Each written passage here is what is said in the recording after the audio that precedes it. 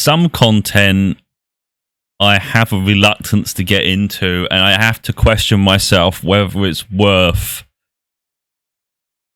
the blowback. Really, is it worth it? I'm not often like that, but some content I'm aware you are treading on something. You've got to be careful. Potentially be careful.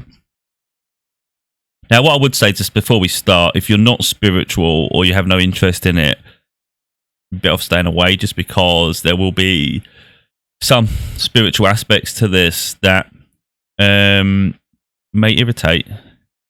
So the topic I'm going to concentrate on here is sort of domestic abuse and false accusations. So they can blend together. I've been on one side of this, and I'm meeting other people on the other side of this. You know, I have people that actually come to me in their life, and it's incredibly distressing to hear. You know, I've had multiple people tell me their stories. Some living through it at the moment, you know, and it's like, it causes a fire in me. And it's like, I can't be quiet with things like this. Today's my birthday. I'm not a birthday person. I don't really care. There's only those around me that sometimes make a fuss, you know. But what my point is, even on my birthday, I'm sort of having these conflicting moments where I just can't even stop, you know. It means too much to me. I'm having to try and control myself a little bit here and trying to, like, manage emotions.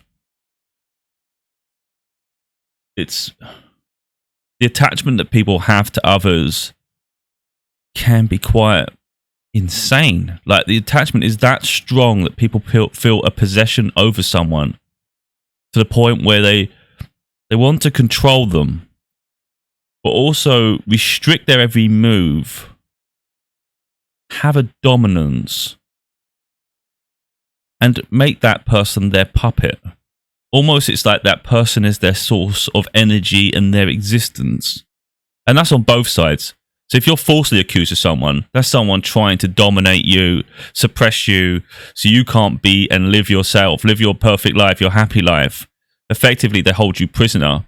But it's also the same on the other side. When you are actually the victim, if someone's doing something to you, that's even worse, but neither's good. Neither's good. I think when you're falsely accused of things, though, that's an abuse in itself too, though. The fact that someone's falsely accusing you, it's just not seen as that. It's just like shrugged off, you know. I was falsely accused of emotional abuse. I shared my journey through my books because I got sick and tired of it. I was like, you know what, if you're going to shout about things without me getting to say my version of events, watch me speak. And now, if anyone's got anything to say, read my book and then come and talk to me. Because I reveal everything in the book. Very straight and narrow. I don't pretend to be perfect. Certainly not what I was portrayed. I'm not here to sort of go on about this person because it's not what the point of this is. I certainly don't want to stoke the fire, as it were, you know. Time heals a little bit. And that's something I was saying to someone recently who's going through something far darker than what I experienced. It's like they say, sometimes you can cry wolf and then no one believes you, you know. I've always said that about someone in my life. There'll be a time when that what you accuse someone of is what you experience, you know, and it'll be from someone else, and people won't listen. So you're going to get innocent people that get these things happen to them when they haven't cried wolf, and it's deeply alarming because the people who do this to them have the same mindset as the false accusers. You know, it's complete and utter narcissism. So my advice in that situation is distance yourself as much as you can, because your energy is really important at this point, because what it is, they're drawn to your energy. The more you distance and become a different version of yourself, you're no longer familiar to them. That takes a lot of time. That's not going to happen overnight. There's going to be a lot of accusations. They're going to try and drag you through the mud, misrepresent you, so people look at you in a different way.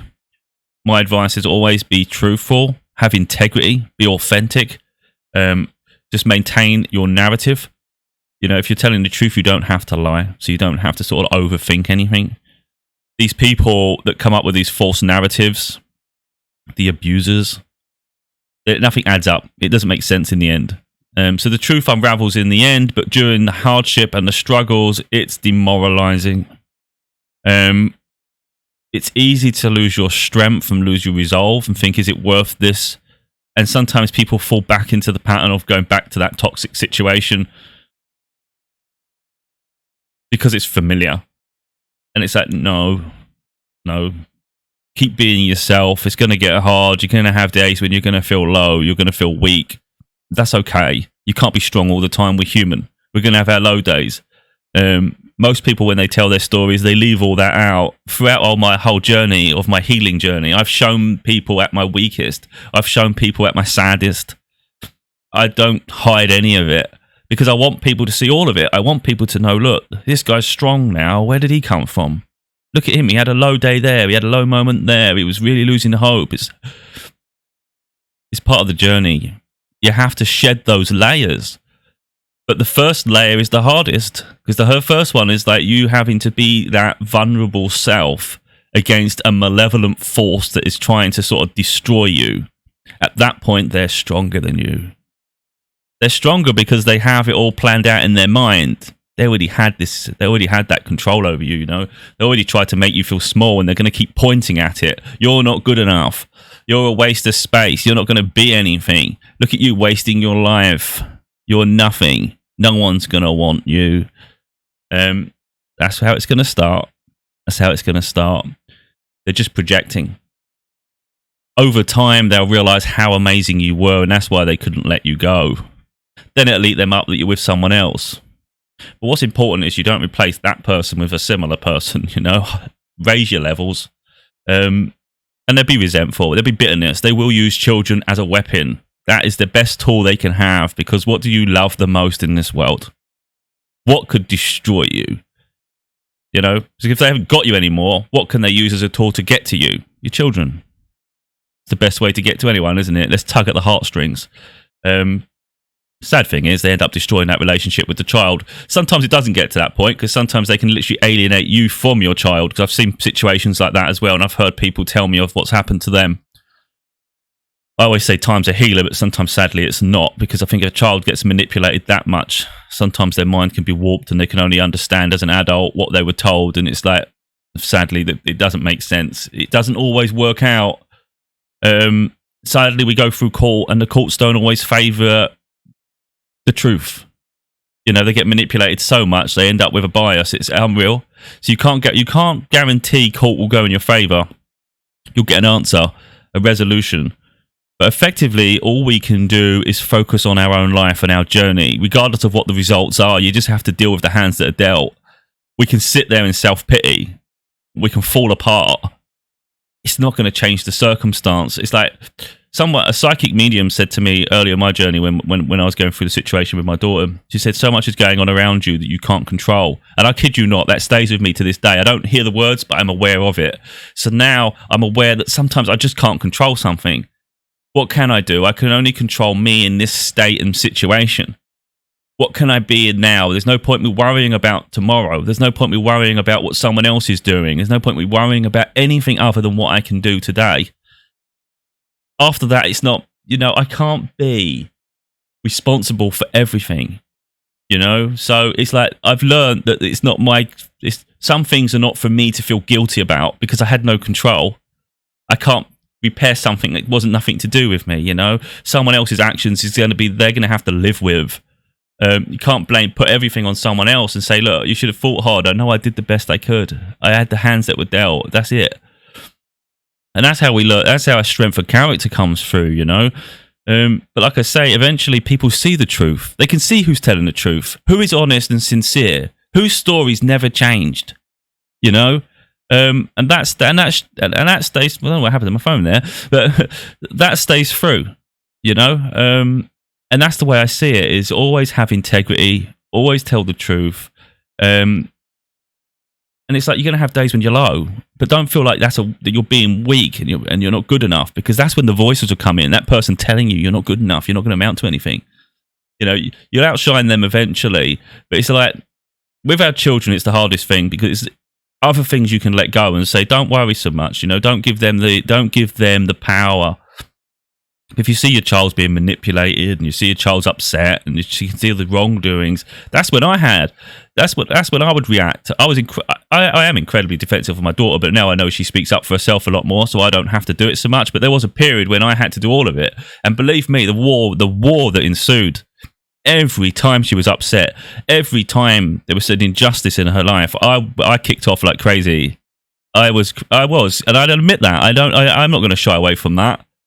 If someone wants to say anything about you was like this, you was like that. Yeah, I was. I'm very protective of her, and I don't care if it makes me look unhinged. I don't care if a narrative wants to be manipulated to make it look like you was out of control. You said this, you said that. Yeah, motherfucker. When it comes to my daughter, I speak up, and I don't care about the choice of words. I don't care how the narrative someone wants to portray for me. I will stand here and speak on her behalf. Now she can do it. So let's let her speak when she needs to, Some are meant to be in the limelight, some ain't. My daughter doesn't really want to be in the limelight, so it's like, I'll say what I want to say, but I will only, the point really is if we allow people just to have their voice and we don't share ours, that's the narrative they portray. Make you look nuts without the context. But yeah, I get really fed up when I see people trying to control other people's lives and dominate them rather than just move on. Just get on with your life. You don't have to bring someone down to lift yourself up. And that's where people have got it all mixed up, It's like this idea that someone else is happy makes you miserable. It's like, what the hell is that? We're all in our own little bubble. We're all responsible for our own little lives. What someone does in their life should be of no consequence to someone else because it has no bearing for good and bad. It makes no difference. If someone does well or if someone's struggling, your situation's still the same, you numbnut. Do you know what I mean? Get on with doing whatever you want to do, but stop trying to freaking bring people down. And that's how all this all stems from, It's like a pride thing. An ego gets hurt. Someone gets to the point where they've got someone as a puppet, and they just get used to it.